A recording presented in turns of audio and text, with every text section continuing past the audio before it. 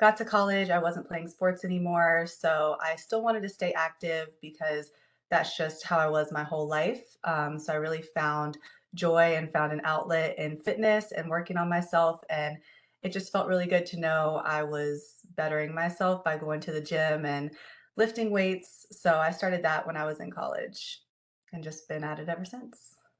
And then did you play any sports or was it just always right into the weights? So gymnastics was for 8 years Okay. competitively, and I played soccer for 3 years. So both of those didn't really have any weight training at all. I was a Mhm. beginner, brand new with the weights, because both of those are kind of like running and skill sports. So I started from the bottom with weight training after those. All right. All right. Very cool. So what was the motivation then to get you into training others? So you started off with your own fitness goals, but then you decided at one point, like, you know what, I'm going to help somebody else too. Yeah. So I feel like the type of training that I was doing, even though I was doing just weight training, I feel like my training style was very different and I couldn't really find anything that was like what I was looking for.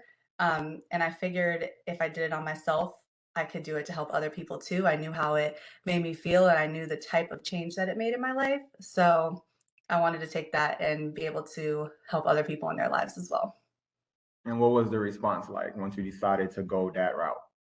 Oh my gosh, it's been life-changing to know that with my passion and fitness, that I can help make somebody's life better. Seeing not even just the physical transformations, but just seeing how strong and confident people feel within themselves Mm, after weight training and me being able to be a part of such a special journey in their lives, it feels amazing.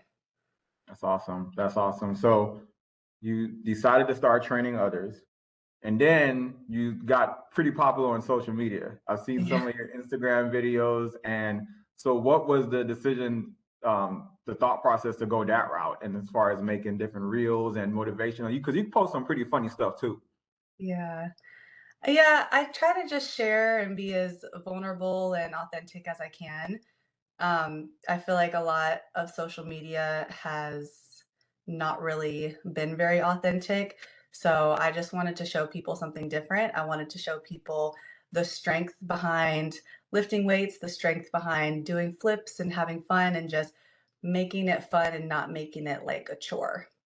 So that's why I wanted to share and just to show people what you can really do and what you can build from even starting from zero. Has there been any challenges, or has it been pretty much positive feedback since you made that decision? There's been challenges. I feel like with everything, especially building a business and on social media too, there's definitely challenges just trying to figure out, who you want to represent yourself as, basically. I think that's the hardest part about it.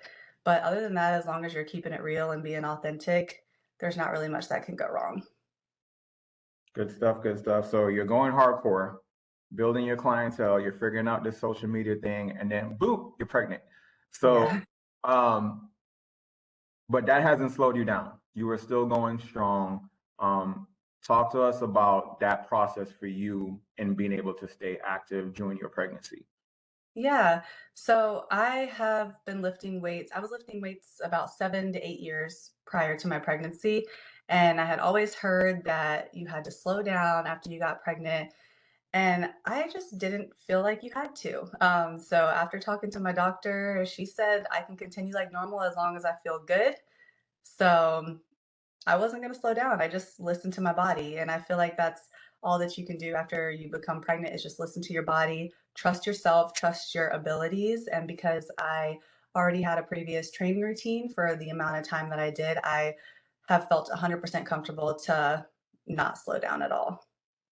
So we know it's the new year. A lot of people always have the new year goals of getting in shape, new year, new me, all that good stuff. Um, what would be your advice to soon to be moms that may have been always active and Mhm. now they're like following the same thing that they've always heard, like you heard, oh, you're pregnant, you got to be careful, you got to slow down. What would be your advice to them to be able to stay active going into this new year? So for moms to be, I would definitely just recommend to get moving and be intentional about your movements, going on walks, stretching, and if you're feeling up to it, continue your same routine. You might have to lighten the weights a little bit, lighten your resistance a little bit, but movement is going to help us stay healthy, to help us bring life into the world, to make it easier for us, and to keep our babies healthy. So, thinking of the big goal of why you're doing it, because when you become pregnant, your fitness goal is not necessarily aesthetic anymore. It's all functional and it has to be intentional. So, just changing your mindset of I'm doing this to make labor and delivery easier, to make pregnancy easier, and to keep my baby healthy, that is going to be the biggest motivation. And then just get moving, even if it's just a 20-minute walk every day. So what about for those that may have never really worked out before, Mm. and they may have had a fitness goals going into the new year, and then they found out they're pregnant? What would you say to them? Should they still start those goals, or should they wait till baby's here? You should absolutely still start. You can start with body weight movements. You don't even have to add the weights because it's not a time that you want to experiment and try to strength train to the point where you're hitting PRs and, going crazy with any powerlifting, but mastering the basics, the squat, the hinge, just anything basic of movement is going to help you start exactly where you are. And that's exactly what any pregnant mom should be going for. Just start where you are because it's not too late. Pregnancy does not hinder you from reaching your goals. You can still start. And it's different for each person, right? Because I've seen some moms out, doing the power walking, some of them still running, doing 5Ks. And then there may be some that really have like physical limitations. I know you mentioned that you talked to your doctor about what can you do. Do you recommend that? Should they go through their doctor first? Absolutely. I do recommend that you get clearance from your doctor.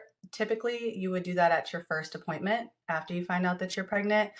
That is going to be your number one starting place to make sure that you are healthy enough to put your body through any type of activity, even going on walks. So, you definitely want to consult with your doctor before doing any type of exercise, especially during pregnancy. But that's doesn't mean that, even if you're a high risk pregnancy or if there's any complications, there's definitely still movements that you can do to make sure you stay as healthy as possible. What is your motivation as you near closer to your due date? Just making labor and delivery easier. Everything I'm doing now, I'm 35 weeks pregnant. Everything from now until my due date is labor focused to make labor easier and safer because it can be very dangerous and you never know how things are going to be. Pregnancy is not a one size fits all. And it's just, there's a lot of unknown with pregnancy. So that goes back again to just being intentional and making sure that you're doing things with intention. So my intention right now is to try to make things easier for me when it comes time to go to the hospital. Well, you've certainly been motivating a lot of people, and I know you'll continue to do so. Thank you so much for your time. Thank you so much for having me.